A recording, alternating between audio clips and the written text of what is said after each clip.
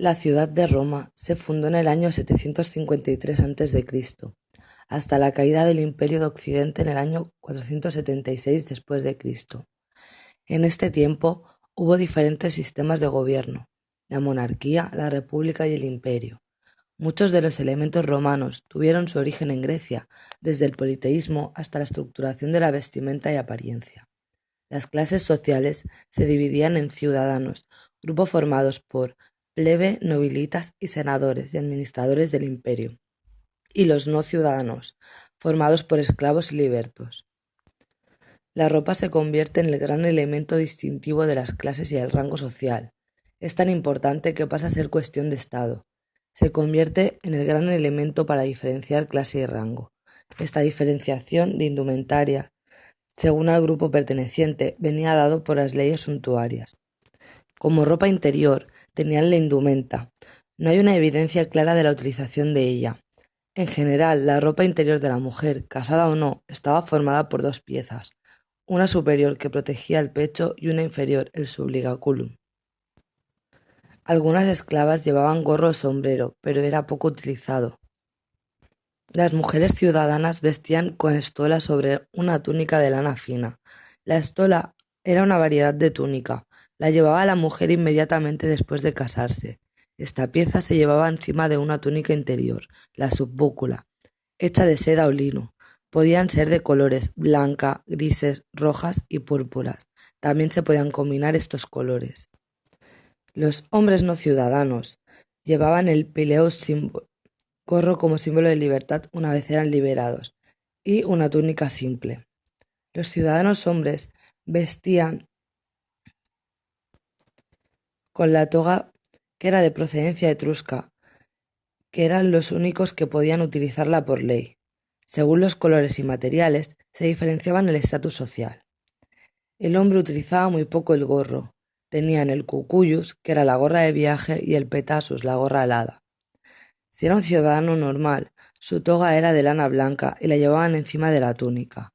Los senadores llevaban toga blanca con ribetes púrpuras, que era el color del poder. La lana era el material más difundido. Las tejían en casa, y de lino o seda depende del cargo el que ostentaban. Eran piezas que requerían la ayuda de un esclavo o varios para vestirse con ellas. Le daban mucha importancia a la cantidad de pliegues que estuvieran al llevarla. Habían diferentes tipos de toga. La toga exigua es la toga primitiva, simple, que servía simplemente para cubrir el cuerpo. La toga virilis, pura, era la toga que todo ciudadano romano llevaba a partir de la mayoría de edad, blanca y sin adornos ni tintes. La toga pretexta estaba reservada para los magistrados. La toga puya, hecha con lana negra, utilizada para mostrar el duelo, comunicando que quien la llevaba estaba sufriendo una pérdida. La toga cándida era una toga brillante utilizada por los candidatos a un cargo público, tratadas con una tiza blanca indicando la pureza de quien lo llevaba. Y la toga muliebris, toga sencilla que llevaban las prostitutas y divorciadas. La túnica era una pieza adaptada a partir de la toga griega, a las necesidades de la sociedad romana. Los trabajadores utilizaban túnicas de telas gordas y resistentes que aguantaban la faena en el campo. La paénula era una especie de manta cuadrada o rectangular, con una abertura central, parecido a un poncho, se llevaba encima de la túnica o de la toga. La paya era un velo utilizado como una bufanda, chal o capucha. Era una pieza muy popular. Taparse la cabeza no era por motivos religiosos en esta época.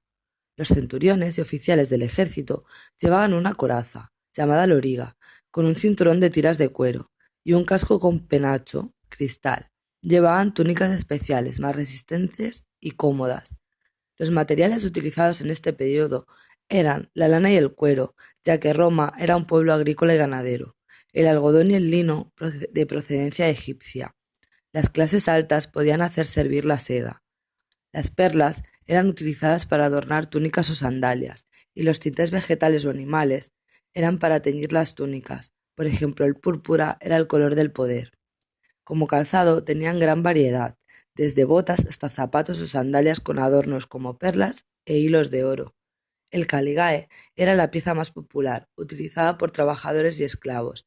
Es un zapato y una sandalia. Dada la extensión en el tiempo del Imperio Romano, diferentes fueron las modas y costumbres del peinado. Inicialmente, los cabellos femeninos se arreglaban con gran sencillez y con un uso limitado de perfume. Entre sus criterios estéticos estaba el de mostrar cabellos lustrosos y peinados elaborados y con infinidad de detalles. Las mujeres podían dejar caer su cabello rizado, en forma de tirabuzón o ligeramente ondulado, o bien recogerlo en moños sobre la nuca, que envolvían con redecillas y cintas. Las sucesivas emperatrices y mujeres de la realeza romana fueron tomadas como modelos por otras patricias y aristócratas de la sociedad romana y sus peinados marcaron estilo, como por ejemplo el de la emperatriz Flavia, con un peinado trenzado con una especie de tupé, hecho con rizos especialmente caro y costoso. Este conjunto de rizos quedaba abultado sobre la frente, haciendo un efecto como de casco. El resto del cabello se recogía en trenzas hacia atrás, donde se hacía una especie de moño. Durante el esplendor de la época Flavia, el peinado se abulta y los rizos también se hacen más grandes. Otro caso sería la emperatriz Octavia, que fue respetada y admirada por representar las virtudes femeninas romanas tradicionales, y su peinado fue un verdadero ejemplo a seguir, con un moño en la parte baja de la nuca y una raya en el medio de la cabeza. Las peluqueras romanas se llamaban ornatrix, y los barberos romanos serían los tonsos. Conforme se fue consolidando el imperio, los hombres cortaron su cabello rizado, que solía sujetarse con una cinta, y mostraron su cara afeitada.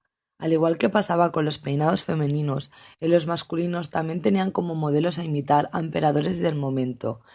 El peinado del emperador Augusto fue un clásico, aparentemente desordenado, lucía unos mechones en forma de lengüeta sobre su frente.